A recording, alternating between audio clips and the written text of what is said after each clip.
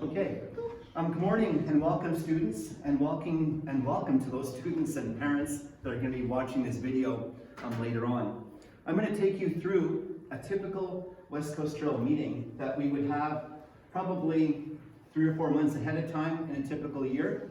And I'd have the parents here as well and the students just to kick off the whole West Coast Trail program. And so I'm going to start with a devotional that I'm going to share, that I normally share it with the students and parents. It's from a book called Hiking with God on the Trail.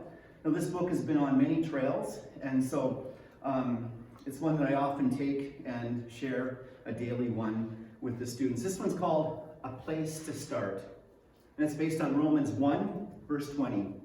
It says here, "For since the creation of the world, God's invisible qualities, His eternal power and divine nature, they've been clearly seen, being understood from what has been made, so that men are without excuse."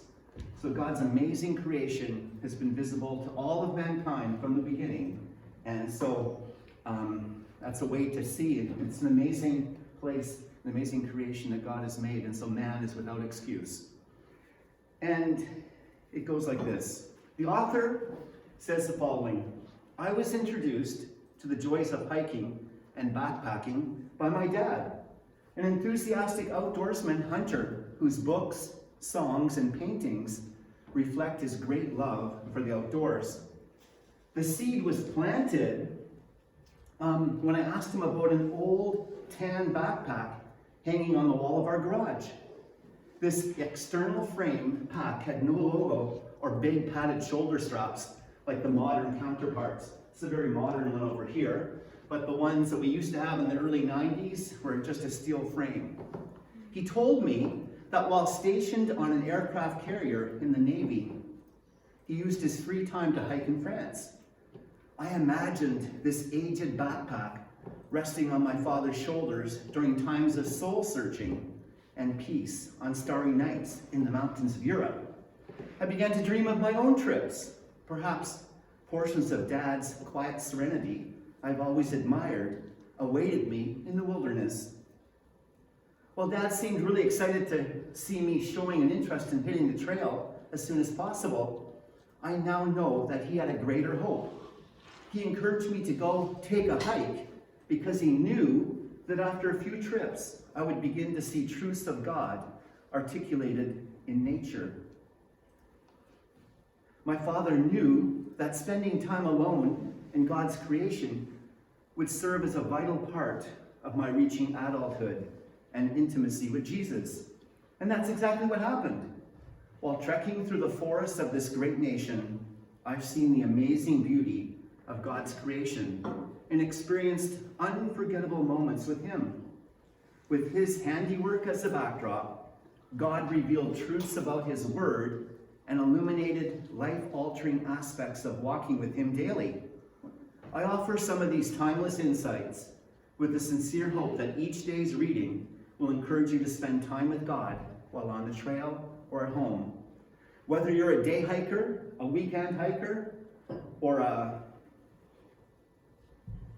serious backpacker, or going to be hiking the West Coast Trail in May, we revel in God's power and divine nature as revealed in His creation. So off we go. And like I always say at the beginning of a hiking expedition, don't think about the top of the mountain. That'll get you down. Just enjoy the next step. Okay, and I'm going to finish with Psalm 8, and then I'll pray. Psalm 8 says, "Lord, our Lord, how majestic is your name in all the earth. You have set your glory in the heavens. Through the praise of children and infants, you have established a stronghold against your enemies, to silence the foe and the avenger. When I consider your heavens, the work of your fingers, the moon and the stars, which you have set in place, what is mankind that you're mindful of them? Human beings that you care for them. You've made them a little lower than the angels and crowned them with glory and honor. You made them rulers over the works of your hands. You put everything under their feet, all flocks and herds, and the animals of the wild, the birds in the sky, and the fish in the sea, all that swim the paths of the seas. Lord, our Lord, how majestic is your name in all the earth. And so, it's so exciting that we're going to have a chance to be right out there in the wilderness in May and to be able to have that time in which we get to experience God's beautiful creation and even in a deeper way, and experience each other as well in a deeper way too. Let's ask for blessing. Our Father in heaven, thank you so much for this day. We thank you for your great love for us. We thank you that you have made each one of us, and you made each one of us special. And I just pray that you will watch over us, students, parents, teachers, as we prepare for this West Coast Trail hike. Lord, what an awesome opportunity that lies ahead of us. I just pray that you'll watch over us, that you will bless conversations that we have, notes that are taken, presentations that are made. I just pray that you'll help each student to get properly prepared as we get ready to hike this beautiful trail. We pray for a blessing upon all of our loved ones and family members today as well. In Jesus' name, amen. Amen.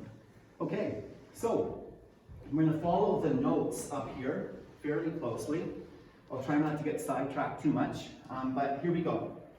So, introduction to the West Coast Trail, DCS history.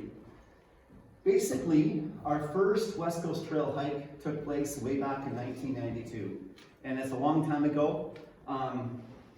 We've been doing it for almost since that time, every year. Sometimes we've done it 2 years because we've had to go from the fall to the spring and then back to the fall for various reasons, but we've done it a long time. And so back in that first trip, I had to convince parents and students that, hey, we can do this West Coast Trail. And nobody that year, when we took 2 groups, had ever done the trail before. We made sure we had a first aid person, an outdoors person, and a teacher in each group, and that was it. And we made it happen. The groups were smaller, but that's how we started. And so when you look at the graduation photos in the hallway there, many students have done the West Coast Trail, and many of them would say that it's one of the best experiences of their life.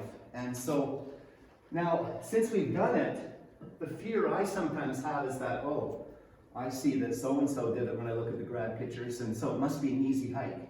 And so they think, oh, I can easily do that hike. And so they may not prepare as well as they should. So I always got to give this little bit of a talk at the beginning. Even though we've done it for many years, every trip is a trip in which we have to be properly prepared. And some of you know my personality. I am a bit of a worrywart, and so I want to make sure, all of our staff want to make sure that we're totally ready. So that I've been out there, I know that when you're out there, you're a long ways away from help, and you have to survive as a group of people. And that's all a part of the fun and the sense of accomplishment when you're done. So we're going to prepare even though we've been doing it for years, we're going to make sure that we're properly prepared for this year as well. We're excited that we've got 4 groups going, that we can make this happen. God's blessed us with the dates in the May that normally for a school to get 4 dates in a row like that, wow, that's amazing. Because there's a lot of other schools trying to get on the trail as well. Okay, so we're going to watch some video right now, about a 10-minute video. I want you to carefully watch the video, and I want you to think about some of the things that it says about the trail.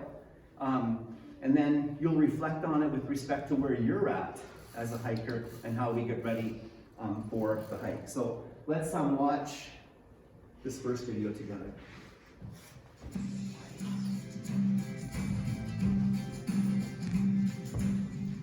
The West Coast Trail is a multi-day backcountry hike along the west shoreline of Vancouver Island, spanning 75 kilometers from Kachina Bay to Gordon River. The trail lies in the traditional territories of the Hubayat, Ditidat, and Pachidat First Nations.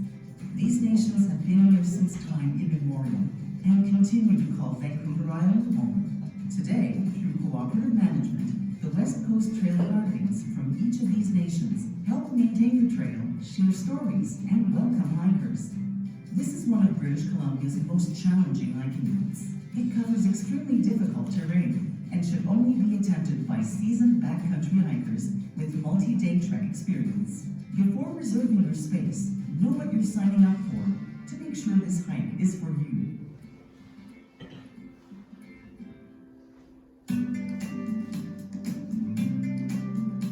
Hiking the West Coast Trail is difficult, even for experienced hikers. Most people will spend between 6 and 8 days in the backcountry when traveling from end to end. There's also a midway entry point at Nitinat village, which can shorten your journey by a few days. Strenuous terrain, fast-flowing river crossings, ladders, and cable cars, mud and rain are guaranteed challenges. On top of that, you'll have a heavy backpack and will likely be exhausted. Did you know that if you get injured on the trail, it can take up to 24 hours for help to reach you? Before you decide to take on the trail, ask yourself these questions. First, have you and everyone in your group done a multi-day overnight backcountry hike before? Remember, an experienced hiker can't compensate for someone inexperienced. Number 2, can you hike long distances over rough terrain with a heavy pack? You'll be carrying all your supplies on your back. Climbing up ladders and over slippery ground with that extra weight is difficult. Third, are your plans flexible in case of delays? Forging ahead in bad weather, hiking late in the day, or rushing to finish often leads to injury. Floodwaters, repairs, or an accident on the trail can delay your trip by days. If you can't be flexible, rethink your plan. Next, are you healthy and injury-free? If you've had a recent surgery or concussion, suffer from a heart condition, or struggle with recurring knee, ankle, or back injuries, this hike is not for you. Joint injuries are a leading cause of evacuation. Even something as small as an aggravated knee should be cleared by your doctor. Finally, is everyone in your group over the age of 12? All hikers must be at least 6 years old to get an overnight permit, though the trail isn't recommended for anyone under 12. If you have children, it's best to choose another hike. If you answered yes to all 5 questions, the West Coast Trail may be a great fit for you. Reserve your spot early, as hiking allocations go quickly. If you answered no to even one of these questions, consider one of the many beautiful alternative hikes. Now it's time to prepare.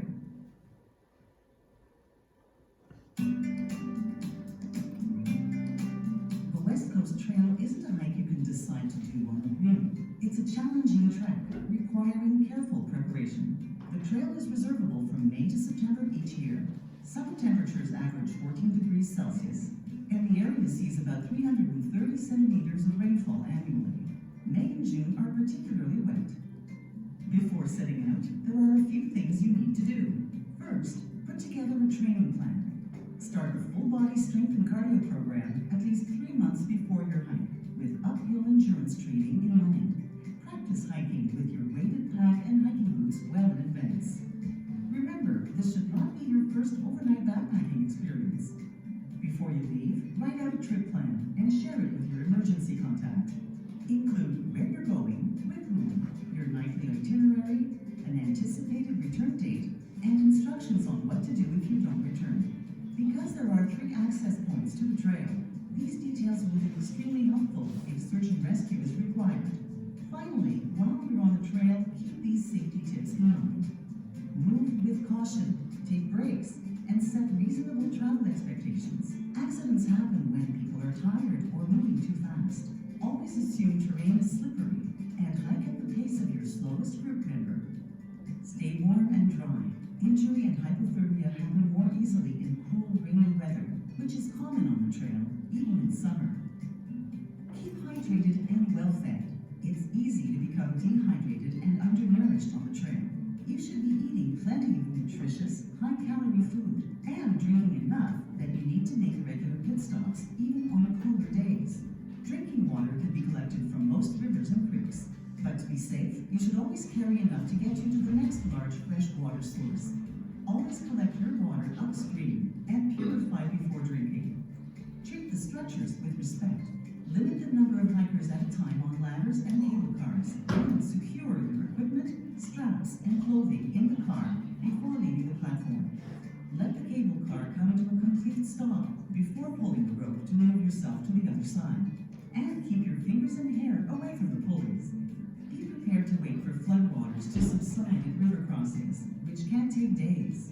Don't cross when water is flowing above the knees, as currents can easily sweep you downstream.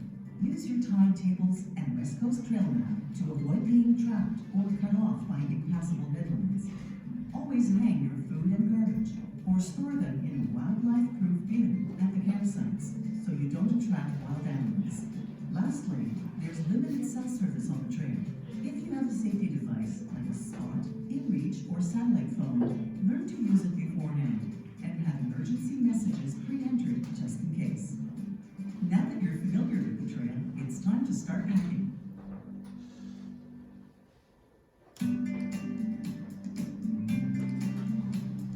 Your experience on the West Coast Trail will be far better if you're comfortable and well prepared. The first thing you'll need is a well-fitted backpack with a padded hip belt to distribute weight. Your pack should weigh no more than 15 to 20% of your body weight. Weigh your bag as you pack and keep asking, do I really need this?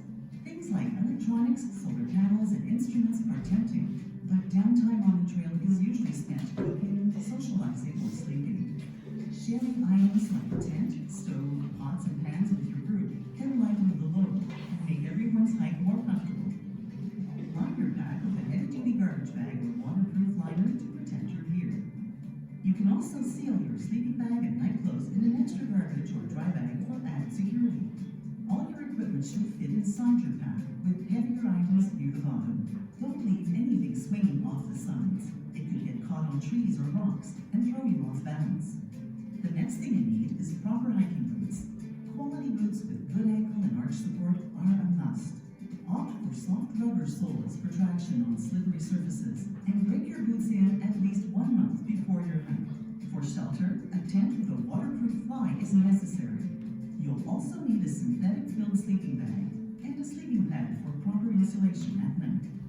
For meals, pack foods that are high energy, lightweight, and quick cooking, like dehydrated meals you can add water to, energy bars, dried fruit and nuts, and oatmeal.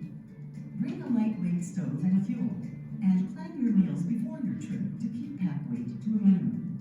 It's a good idea to have at least a day's worth of emergency rations, in case you end up on the trail longer than expected. For clothing, bring a waterproof jacket and pants, quick dry underlayers that will stay warm when wet, like wool, fleece, and polypropylene, as well as proper hiking socks, a warm hat, and gloves. Avoid cotton and jean materials. Again, hypothermia is a risk if you get wet. Even in summer, the coast is typically blanketed with fog, meaning cool, damp conditions. So quick dry clothing is essential. Other important items to remember are a watch to use with timetables, a first aid kit including prescription medication, 15 meters of rope to hang your food, a water container and purification system, collapsible hiking poles, a waterproof fire starter, and if possible, an emergency signaling device. Remember, your cell phone will be unreliable on the trail. There are a few other items to consider bringing. Download the West Coast Trail Hiker Preparation Guide from the Parks Canada website for the full list. The West Coast Trail is an incredible bucket list experience, one you'll remember forever. Now that you're prepared, it's time to get out there and start training. Happy trails! Okay, if we can have somebody on the lights, please. So that particular video, we can refer to it again sometime. It just gets us thinking about the trail again. We'll be going through a lot of those items more slowly today and as we prepare for the actual trail. So as I go through this meeting, we're going to go right to chaperones for a moment, just so that people watching, can we go to this part here? Stand here, sorry. Yep, you're gonna find it. Oops. So basically, we're looking for chaperones that are fully qualified and certified first aid persons. Each group will have one, possibly two, certified first aid persons in the group. We're going to be looking for competent outdoors persons, people that are capable of setting up tarps, etc., in the hot sunshine or warm West Coast rain. And we'll be looking for some parents that would like to come along that can possibly serve in the first aid department or as an outdoors person. Okay. We will move it up, please. Do you mind? Sorry. Okay, and then we're gonna go this way, we're gonna keep going in this way, this Okay. direction here, sorry about that. So keep going, there we go. So, in order to help make our grade 11 and 12 West Coast trips a success, we will need help in the following areas. They'll be discussed in more detail on Tuesday, April the 12th at 7 p.m. Now, we're going to be looking for parents to help out with menu planning and food purchasing. We have those who've done the trip many, many times, so we've perfected the menu somewhat, and so parents will discuss that with myself, Mr. Lampard, and then we'll shop for some of these items as well. Then we'll have a food packaging session. You'll see it on the schedule. We'll be looking for our student volunteers and parents to help us package all the food so that when we do our final packing session, we'll have everything organized. For example, you might be carrying lunch on the second day and maybe breakfast on the fourth day. The food will be shared out so that everybody will be carrying a part of the food for everybody. Transportation coordination for the actual trip. On the final meeting where everybody's required to be there, I'll have all of the groups up here, and we'll be looking for volunteers. I'll be looking for parents that can help get students to the trail and students come back from the trail. And so from that meeting, hopefully we'll have a good lead on parent volunteers, and then I'll have somebody that'll help me coordinate, do all of the final plans to confirm that so-and-so said they have a truck that can take 4 people and lots of packs. And so that person will, phone and check with that person to actually see if that's true, that they actually could get that truck, and we'll confirm things that way. And then, as I mentioned before, parent hikers on the practice hikes are always welcome. I didn't mention that before, but if a parent wants to come hiking with us, make sure you check in with myself or Mr. Lampard, and you can be a part of it. Parents that want to do the West Coast Trail, they should contact myself or Mr. Lampard so that we can get you on the list. We'll meet with you and talk with you. And we're not sure how many people we're going to need in the end, but if you have an interest, then it's important to let me know so that we can see if it works for you to come along. So we'll keep on going. So a quick glance at the events. So today we're doing presentations. I'll present this morning to you folks as I'm doing. Then I'll be meeting with the 11s later today. This Tuesday, February 22nd, what will happen there is that we will send out this video recording and then also a link to a question and answer so that parents can tune in one night. Mr. Lampard and myself and possibly the other chaperones will be there, and we'll answer questions that you might have about the West Coast Trail. You can also, of course, email if you want to too, but we'll make sure we're available to answer questions at that time. Tuesday, February 22nd, that's when the final payment is due, $225, and then we'll keep on going. Thanks, Mrs. Manager. So we have, we'll start having some practice hikes. They're mandatory. We have a lot of interest in the trail, and some people are realizing that they're actually not on the list for coming on the trail. So there's a bit of a wait list happening. So you need to, if you're committed, you have a spot, you're going to make every effort. You have to be at the mandatory stuff. Otherwise, they'll be talking to you and saying, hey, why weren't you there? Your spot's going to be taken by somebody that really wants the spot. So you need to be at these hikes. They're well in advance. We'll tell you more about where they're going to be eventually. As we get closer to spring break, we'll announce there might be 1 or 2 hikes during spring break. Those ones will be highly recommended. You won't have to go to those ones, but if you're available, you should be at those hikes. Then, Tuesday, March 29th, a mandatory Mount St. Helens hike for sure. We'll do that one. And while I'm talking about the hikes, all of the hikes you should have a backpack that you can borrow at that time, maybe the one you're going to actually use in the trail. But you need to put some weight in that backpack as well, because it can't just be where I'm going to go on this hike with nothing. You've got to start training. You're young, and you're going to be able to handle this hike overall quite easily, but some of you are going to need a little bit more. And the more training you do, the easier it's going to be for you as well.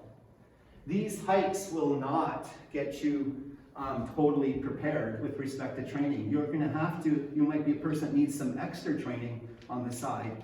and to actually get ready for the hike. I don't want people to think, oh, if I go to all these things, I'm ready and I'm fit and I can go on this hike. But we'll look at you as we're doing these practice hikes, and we might have to recommend to some of you that, hey, you might have to do an additional hike, or we need this training program or plan in place. You must follow it, otherwise you may not keep your spot, okay? We're taking this seriously. We want you to be ready for that. Then Tuesday, April 12th, this is a meeting in which we need, can I go a little bit further down, please? Who's on that part? Sorry. And yeah, I think that's the meeting. Now let's go up to this one. This is the one where we need to have everybody there, parents and students, because you're going to actually, we'll have an introduction, we'll talk about the trail as a group, and then after that we'll go into separate rooms. So the first group will go to a room over there, they'll sit with their parents and the students, and they'll start to go through what are some of the equipment concerns that we still have with respect to some of the people in our group. What are some of the group things that we still need to get? And so the parents will be there, everybody will be able to do a final check and final get ready for the trip. Then mandatory chaperone meeting, we'll have the chaperones come to that one. We expect them all to be there. Now we'll have an overnight hike. That's one thing that, as you saw in the video, you need to do an overnight hike. And so mark that in your calendar. If you want to be in the trail, you've got to be at that one, okay? And so typically I'll be looking into what we've done in the past is we'll head out to the Couch River footpath out the Scutts Falls end, and we'll do the south end of the Couch River footpath, go over the bridge, come back, and then we'll stay at Horseshoe Bend campsite overnight. We'll set up, pretend we're on the West Coast Trail. We'll look at tents, check things out, look at some of your stuff at that time, and then we will hike out the next day. And notice it's on a school day, so that guarantees everybody to be there. The next day you will go to school, and so that'll be one of the motivations. It's not, I should say this now, the West Coast Trail, it's not like a camp. It could be a camping experience in which there's lots of free time and lots of this and that, but it's a mission. So you do your part, you stay well rested. We don't have a party every night, people at the campfire at all hours of the night. We expect you to be doing your part. There'll be a time where we say that you've got to be in your tents and quiet, because we're a group. We're going from start to finish, and everybody's got to be well rested and do their part with respect to that. So this one too, that'll be our motivational practice set as well, because you've got to be ready for your classes the next day. Food packaging, I talked about this earlier. Typically, we will have a bunch of vacuum packer machines. We've got a couple in the school. We'll be looking for parents that like to use those type of things. So what we'll do, if we're using this room, I think we're gonna have to use 2 rooms, but we would have, this would be North 1, breakfast. They wouldn't have breakfast on the first day, but let's say second day, so breakfast, lunch, and supper. And there's 18 in the group, we'd make sure that, okay, for breakfast, there's 18 porridge pouches there. There's a package of granola for the group to share, a package of dried fruit for the group to share, 18 hot chocolate pouches. So that's the breakfast. And so we would vacuum pack that together and we would label it North 1, Day 2 breakfast, and then somebody would carry that. Your chaperones would decide whether you carry the first, supper or the last supper. You might be rewarded with the last supper, and think of that as an honor. Sometimes people have actually carried that last supper right back to the school again. And so it took up a bit of room, but that's the way it goes. They were still supporting the group. So we would do that with a bunch of vacuum packing machines, and that's what the packaging looks like. And all the shopping would be done before that packaging, so that it's all there. So we're ripping open boxes of hot chocolate, counting them out, etc., etc. So, then mandatory equipment check, packing of all backpacks. This one here is once again one of those ones when it's mandatory. That one, you are coming with your backpack, you've got everything with you. Some people would like to, some of you are going to be totally on top of this and have your backpack packed, weeks ahead of time. Others it'll take right to the last moment. This session here, it says 3:15 to 6, but you can't leave the school. You can't leave the school until your backpack is totally ready to go. We're not going to let you take your backpack home.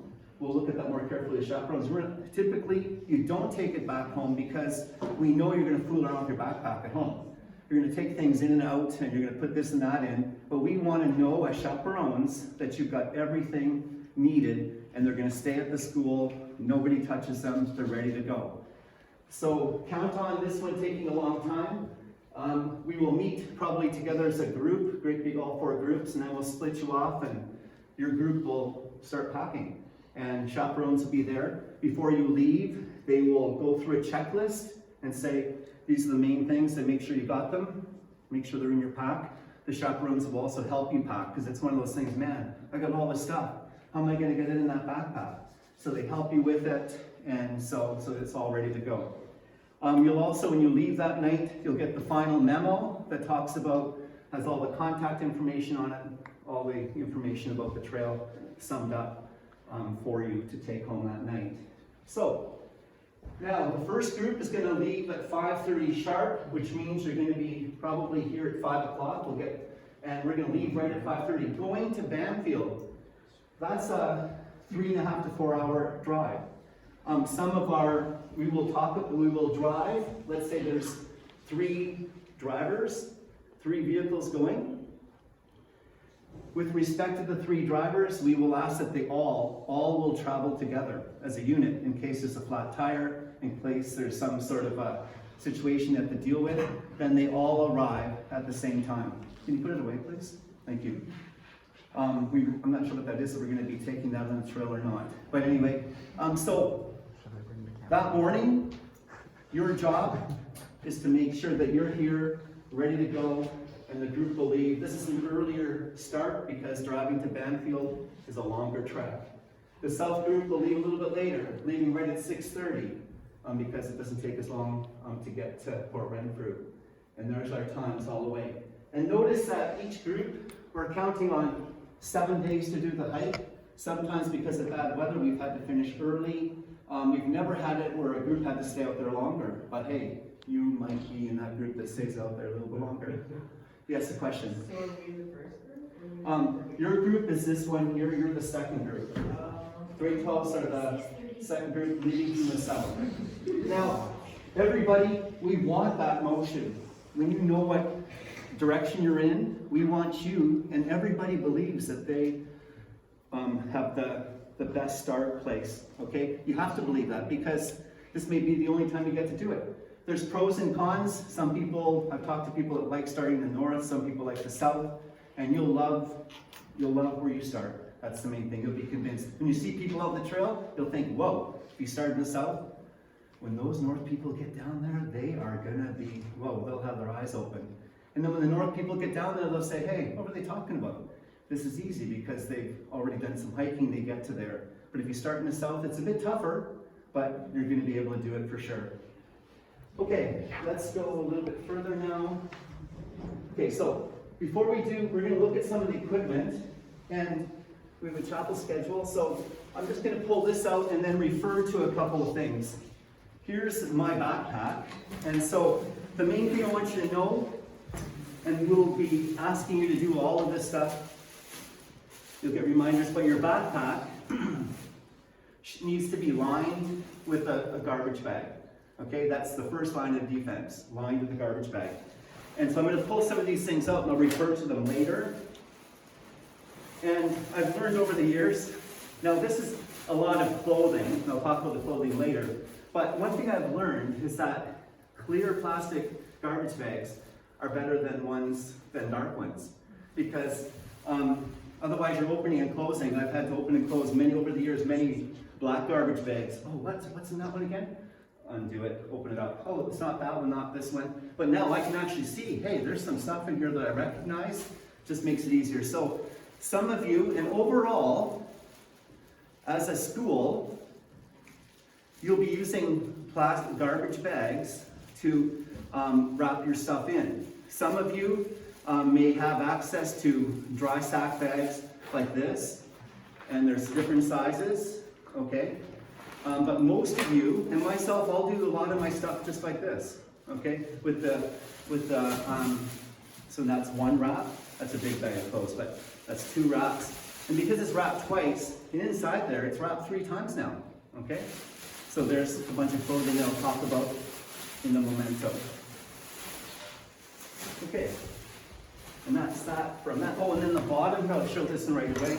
So on the bottom is where the sleeping bag is gonna go.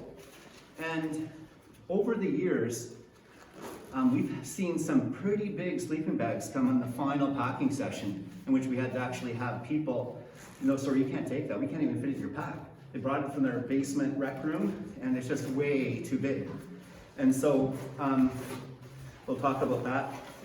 Now, what about the person that can't find a sleeping bag, or a tent, or a backpack? We have, as you know, many students at our school have done the trail. We've got some supplies at our school built up, but we will require certain things. They have to be of the top quality, and if you can't find it, we'll do our best to help you find it. Otherwise, you'll have to rent. And we have a company that we've rented in the past with, so if you can't find a tent, then we'll make sure you rent one that's a proper tent. Or you can't find this or that. So we've had students and families, just to feel comfortable, rent some stuff, and that's the way it works. Other people might start investing in this. Hey, this is my first student through, or this is going to be something we're going to do for a lifetime, so they're going to spend some money and buy some good quality stuff. So that's 1 time, 2 times for this sleeping bag. And I won't let you see this. This isn't my sleeping bag. It's not actually it's a small enough. I didn't want to use it for demonstration at this point. My stuff's actually still away. But it's got another one. So we're going to say at least triple, quadruple wrap your sleeping bag, because if you saw some of those streams, we're going to make sure we go across carefully. But you can still, in a creek that's not running fast, you can still tip over and fall in. Your whole pack can go under. And so you want to be able to pull that pack up right away, and because you're going to be loosening your chest belt, your waist belt, so it's going to fly off because you don't want to go in with it. And so things will get wet. And so you want to guard it, keep things as dry as possible, and that's inside this pack here.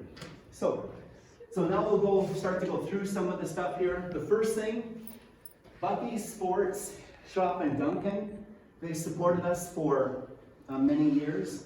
They will give you 10% discount if you tell them it's for the DCS trip. So if you're going to buy something, of course you can go down to Victoria to MEC. We're not going to tell you where you should go. If you want to support a local place, then Bucky's would be a good place to support. They have been supplying for the last couple of years our group food as well. So check them out. So a good quality backpack is what you're going to need. So I've been on the trail many times, and the big concern is I've got somebody, like let's say Parker Chirps on the trail, okay? And I know that he could probably carry a few extra things, but his backpack is tiny. So we want to make sure that we get the appropriate size backpack for people. So if you're gonna buy a backpack, please see Mr. Lampert or myself. We've seen people buy a little 60-liter if they're a guy, and maybe they need something bigger, I don't know. But let's check that out before you actually buy. So we say 70 to 80 liters for boys, 50 to 60 liters for girls. Has to take all your gear plus leftover space for a portion of your group's food. So this could be your group's food, about this size, okay? So it's got to fit in this backpack as well. So think about that when you're thinking backpacks as well. You can check out these links here too as well. Small emergency bag, t-shirt, that type of thing we talk about later. It's something that you don't want to actually touch. Some of the clothing you'll put in that. Good quality, broken in, lightweight, waterproof hiking boots.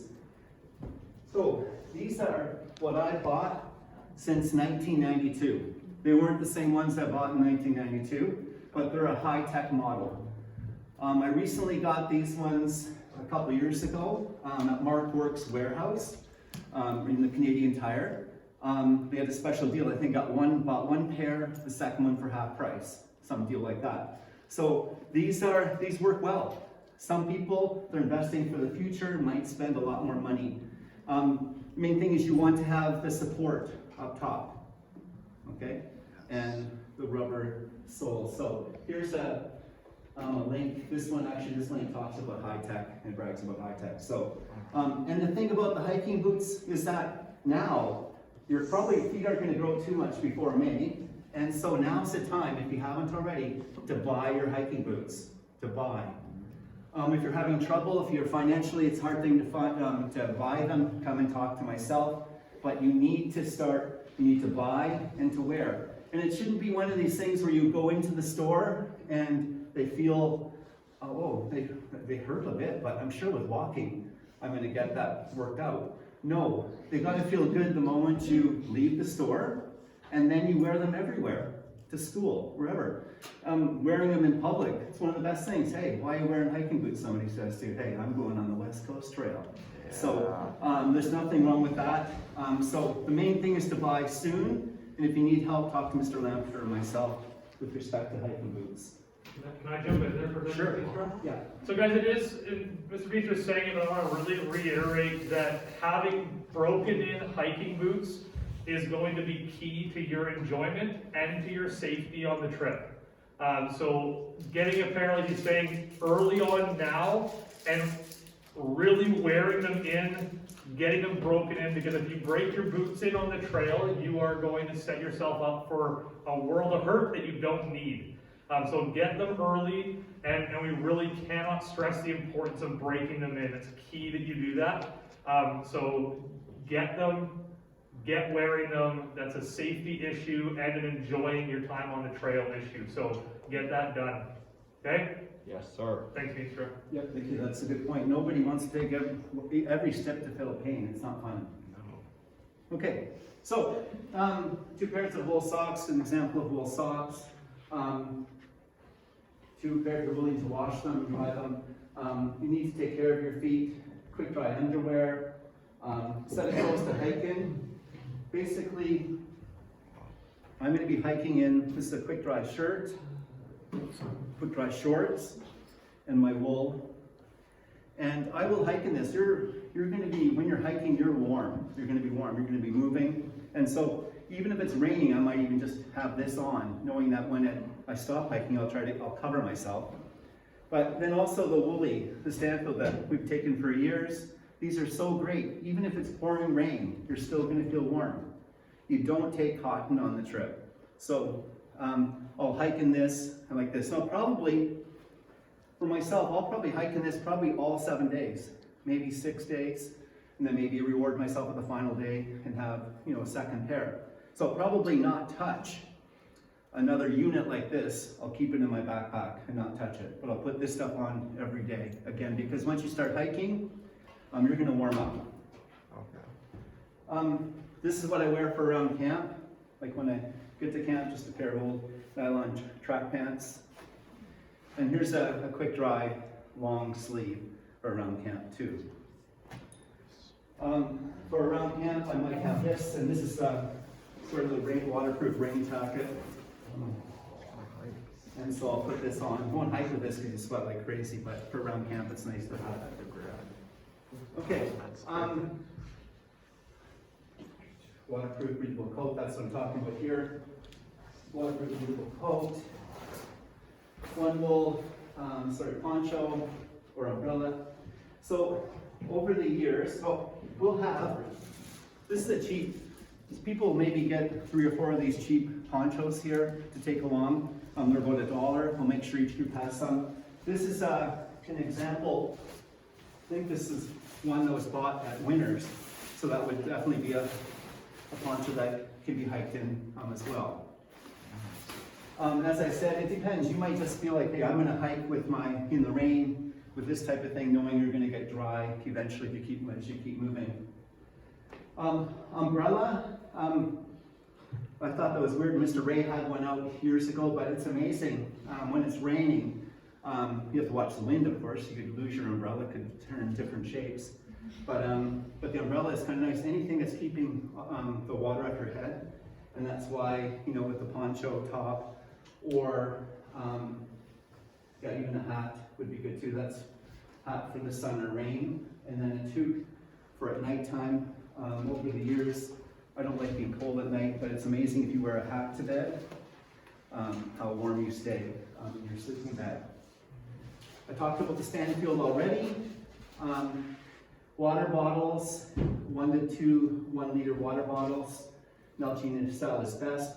We say Nalgene because we're going to probably have a couple of pumps with this, but we'll also have the Platypus gravity water filter as well. These things fit nicely on the water pump. A non-breakable mug, so here's some of the things in that respect here. Now, the group will have at least one great big pot. I don't have an example with me right now for the group to get lots of water going.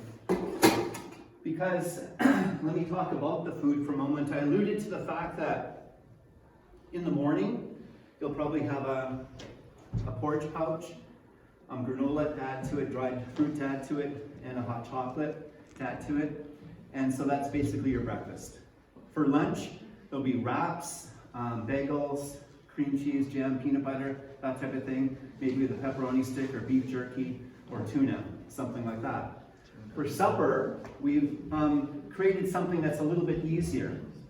In the years when your parents and grandparents hiked the trail with me, then we would actually bring sidekicks and make a great big pot of stuff. We'd stir it, we'd make soup and stir up the sidekicks, and then gave everybody portions like this. It was a lot of fun, okay? But now we take the method of boiling lots and lots of water, and we actually have food then that we add water to it for supper. So it's simple to do in case the weather's bad, makes for easy preparation, etc., etc. But I will have a couple pots, from each group, I'll have a couple pots like this to go on a stove. And so there's my mug here, and it can be hung on the outside of my pack if I wanted to. I use this, fork, thing, kind of a thing. And yeah, that's good for that. Good quality, lightweight knife, bowl for breakfast. I don't have a bowl, I use a pot myself, I can bring a non-breakable bowl.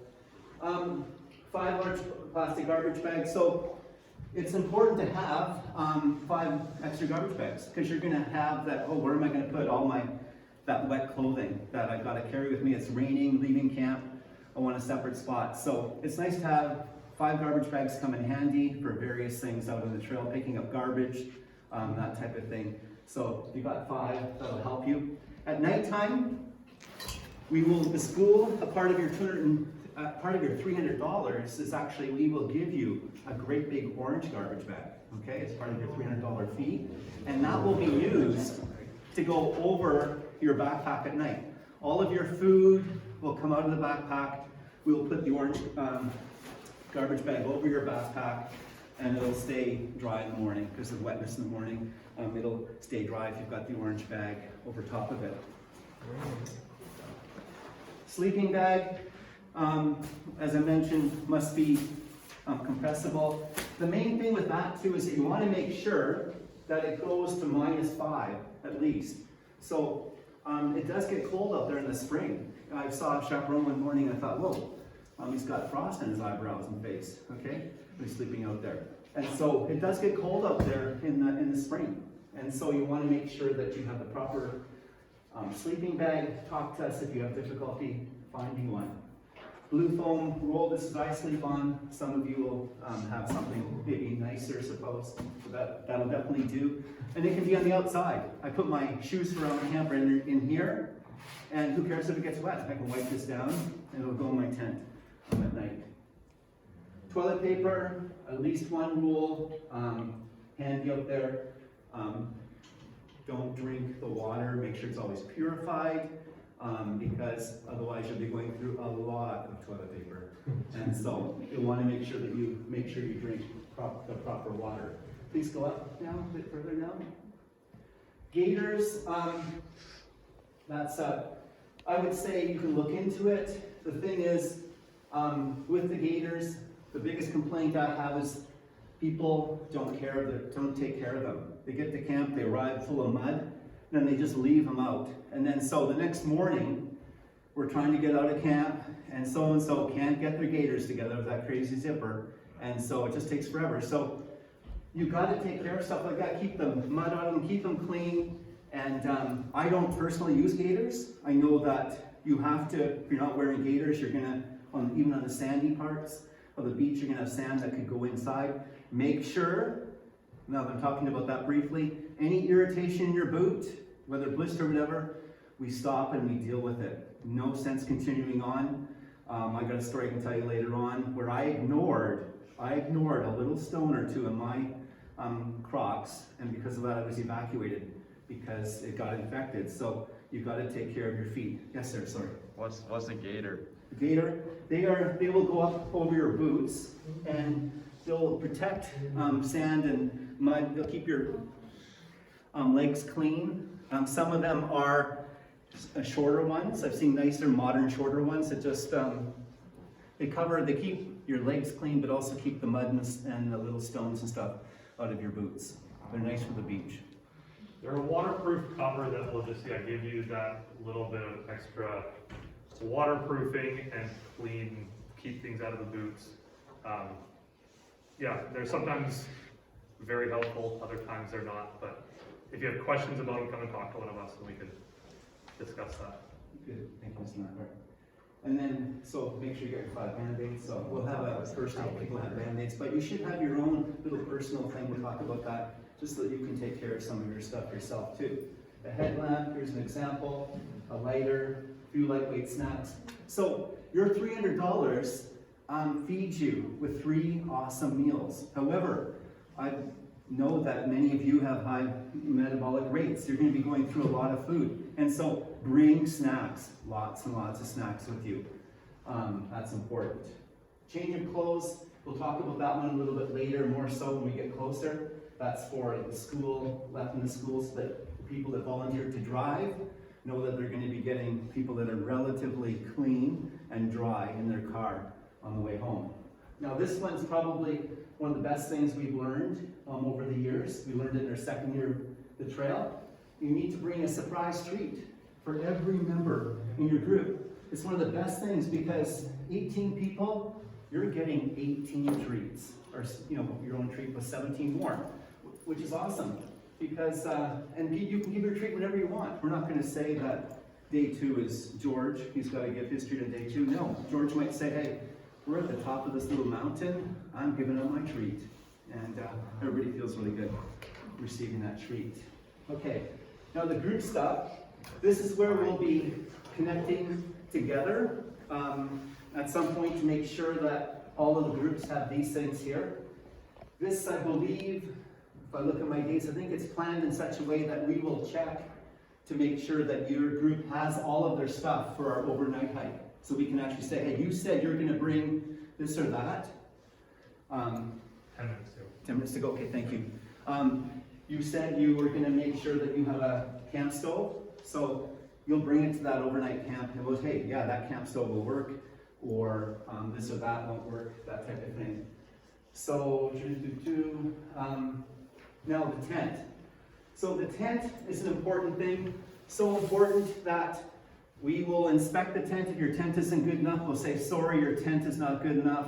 And many people, the occasional student is so keen, they'll go out and buy something, and it won't be the right thing.